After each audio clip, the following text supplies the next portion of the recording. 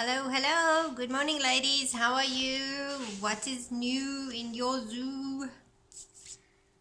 Not much in mine. We were trying to do a Facebook Live and we actually posted that we would do it at 9:30. So I humbly apologize. It was my fault. My deep freeze yesterday, I said to my husband, the ice was like falling off the wall of the deep freeze. And that normally only happens when you're trying to defrost it. And he said, no, I'd left the deep freeze open too long. And yeah. But anyway, this morning when I opened my deep freeze again, all of my meat was almost like totally defrosted. So I wanted to quickly pack over from my big deep freeze to my small deep freeze so that I didn't lose all the meat that was in there.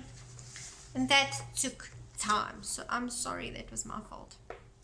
Today we are speaking about me. Yay! No, I'm joking. Well, we are talking about Joy, but we're not talking about Joy, the person.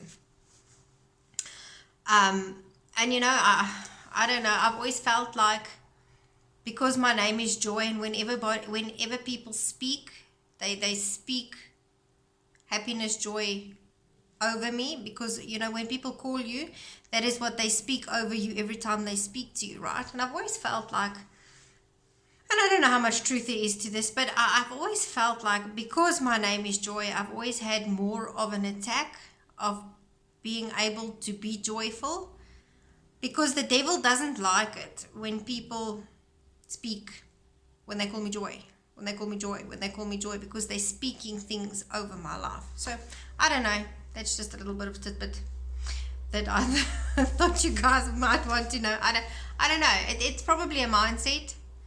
I'm sure it is a mindset, actually, now that I think about it. But I've always been, how can I put this? It's easy to be joyful, right, when things are going well in your life. It's not as easy to be joyful when things are not going the way you want in life. So I thought I would talk about joy today. And I'm talking about joy from my perception. I'm not talking about, so this might help you, this might not. This is just my personal experience. Okay, so I went and I looked up the meaning of joy. And it says that joy is a noun, right? It says darkness dispelled. Wow, so there should be no darkness. The light of the everlasting life lit up in the soul. So I should be the light of everlasting life that lights up in my soul, right? The Hebrew word for joy is simha. And when I looked up the meaning of that, it said happiness, gaiety, mirth, glee, and gladness. And after that, I went and I listened to a whole lot of different teachings on joy, right? And I can tell you this much. Okay, so let's start with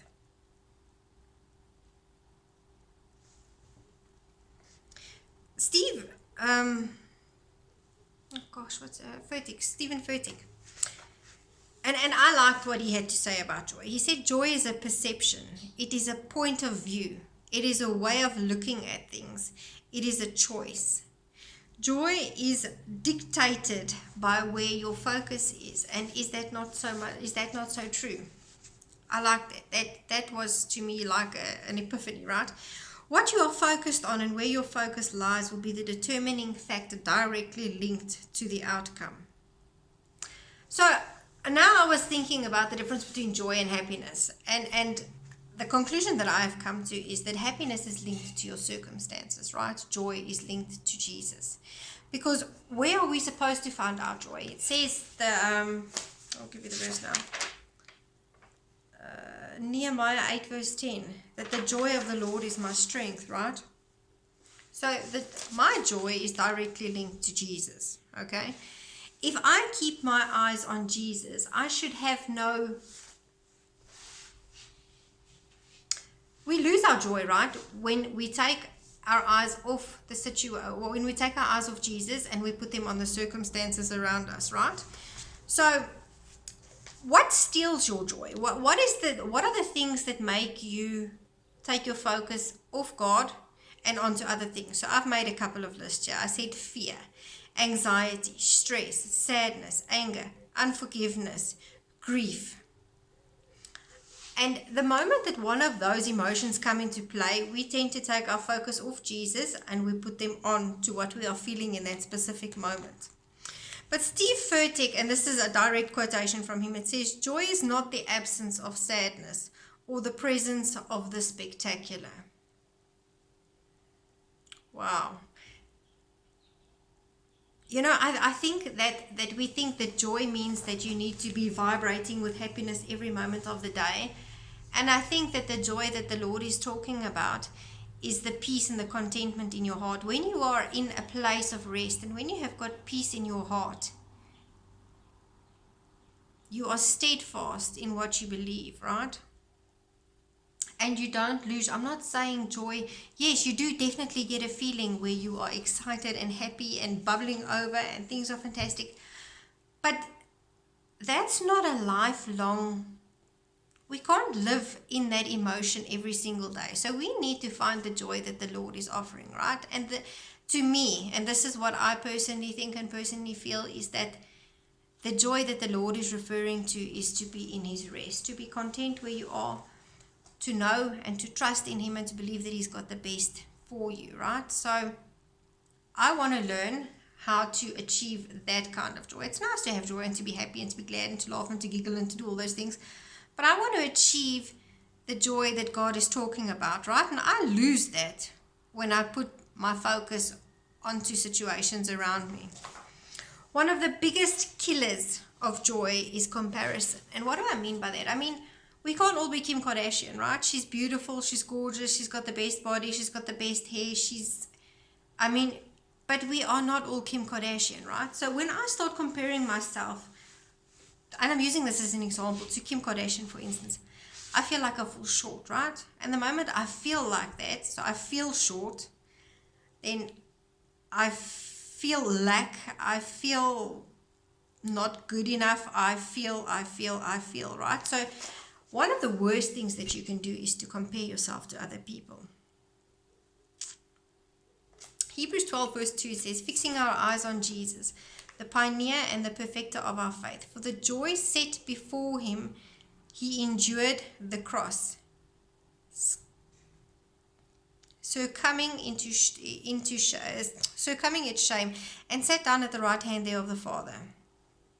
So in this verse, it says that joy is set before Him, right? So what does that mean? It means that you have got to keep your eyes on it, right? If it's in front of me, I can't help but look at that, right? So you need to set your joy before you. Where do you find your joy? You find your joy in Christ. When Jesus died on the cross, right? When He was hanging on the cross, He didn't feel joy. I'm most certainly that was probably the last thing He was feeling. So He did not find joy in the event, right? But He found joy in the guaranteed outcome. There was no feeling of joy on the cross. There was no separation of pain. He felt the pain of the nails being drawn into the wood. He felt the thorns that were being pushed into. He felt every ounce of that pain. But because He knew what it was for, because it was for a purpose, He endured the pain, right? So there's a difference between enduring pain when there's a purpose, and there's a difference of enduring pain when there is no purpose. Now let me give you an example. So now I had, what was I going to say? I was sterilized when I had Ethan because I had a very traumatic pregnancy, and I didn't want to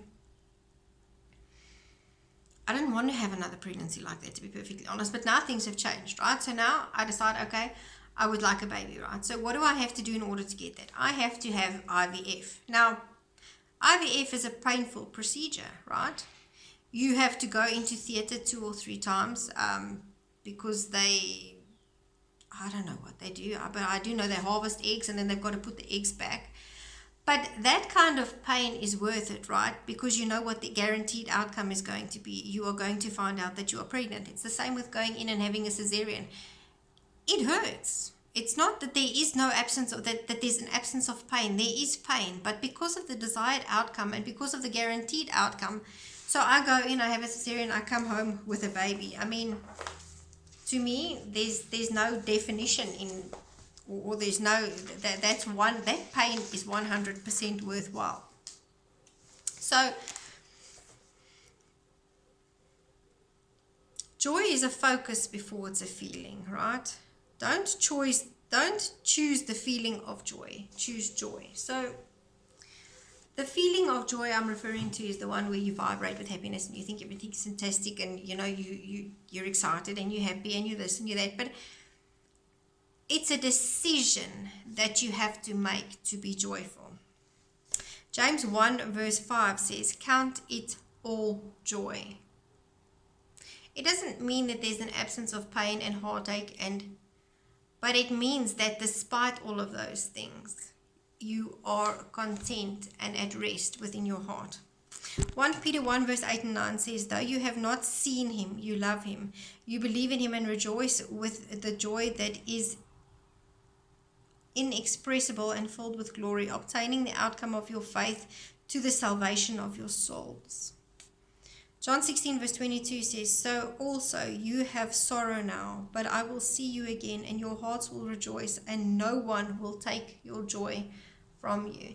This is the thing, that nobody can take your joy from you. It's when you make the conscious decision to move your eyes off Jesus and to put them on the circumstance.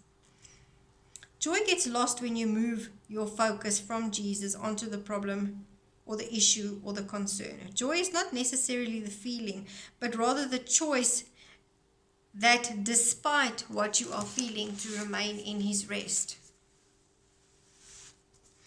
Emotions resonate with the vibrational frequency that they generate. The higher the frequency, the higher the expansion, the greater the life force in your cells. So I went and I looked up the frequency of joy, and the frequency of joy is 540, right? Megahertz. The frequency of anger is 150.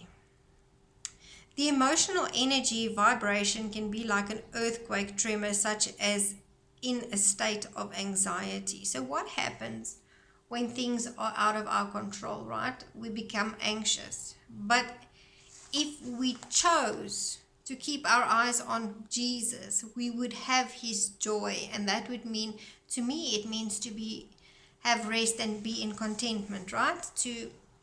What is it like when you don't worry? Okay, so the deep freeze broke. Am I worried about it? No. Do I know that God will provide? Yes. I mean, this is a stupid example, but how many sleepless nights have I not had about money and about jobs and about... I've given away so much of my joy, and I gave it up. Nobody took it from me, right? Power goes where focus flows. So, I've made a list here of the things that you can be. That not even a step-by-step, but maybe some a little bit. I hope that some of this helps you, right? Number 1, choose to be joyful. Choose to keep your eyes on Jesus and not on the situation. Number 2, have goals, plans, hopes. Have a purpose, right? Get busy, keep busy. You need to have a purpose. If you don't... To me, when I'm busy, right, it doesn't matter what I've done that day, whether I cooked, cleaned, baked, sewed, painted, it doesn't matter. But I have a feeling, right, of purpose when I'm busy, right? So my problem comes in is when I'm not busy, because then I've got lots of time to think about all sorts of rubbish, right? So to me, have purpose, okay? Get busy, keep busy. Choose to be joyful. Keep your eyes on Jesus, right? Have goals. You can have a daily goal. You can have a to-do list for today. You can have a weekly task. You can have a monthly task. You can have a year's goals. But have something to look forward to, something that keeps you going.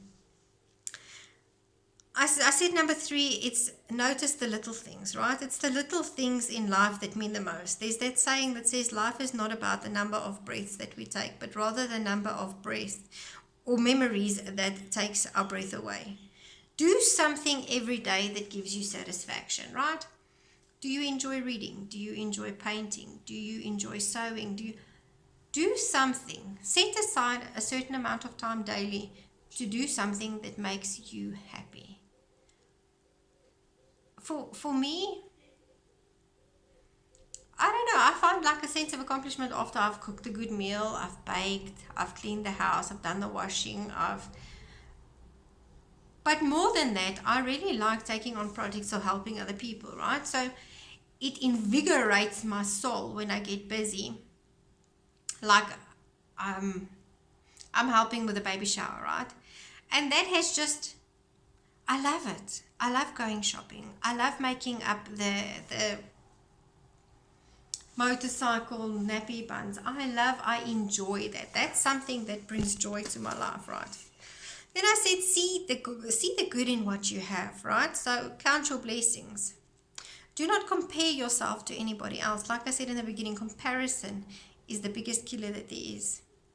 Have an attitude of gratitude. Enjoy the little things. You know, when you first get married and you don't have a lot of money and you don't have a lot of things, but you're so in love and it doesn't bother you, you are content with what you've got.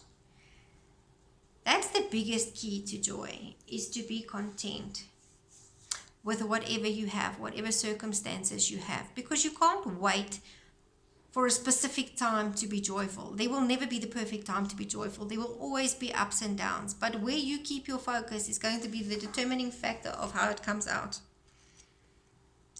An attitude of expectation. You know, we've spoken about this a couple of times, but have a vision board, have a dream. What are you expecting? What are you anticipating? What do you want to materialize?